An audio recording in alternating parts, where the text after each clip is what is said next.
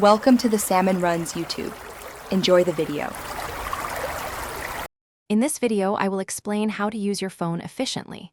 Let's start by understanding your digital well-being. Most phones offer built-in tools to track your screen time, helping you see exactly where your hours go. Use these insights to set daily limits for apps that consume too much of your attention, perhaps limiting social media to just 30 minutes a day. Also, schedule do not disturb times, ensuring you get uninterrupted focus or rest, free from constant pings. Next, let's tackle notifications, a major source of distraction.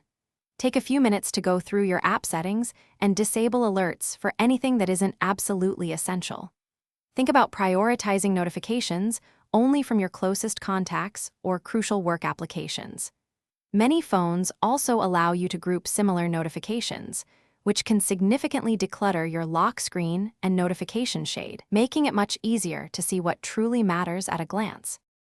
Now, let's talk about keeping your phone's home screen and app drawer tidy.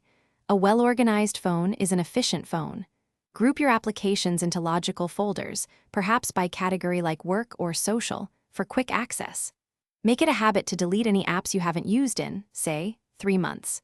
This not only frees up valuable storage space, but can also improve your phone's overall performance.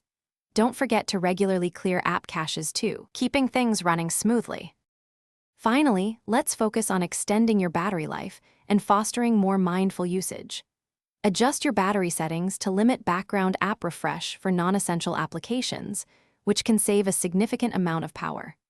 Practice taking short, intentional breaks from your device throughout the day, perhaps for 15 minutes every 2 hours. And when your battery dips below 20%, activate power saving mode to stretch those last few hours, ensuring your phone lasts when you truly need it. Thanks for watching. Consider subscribing if we helped you.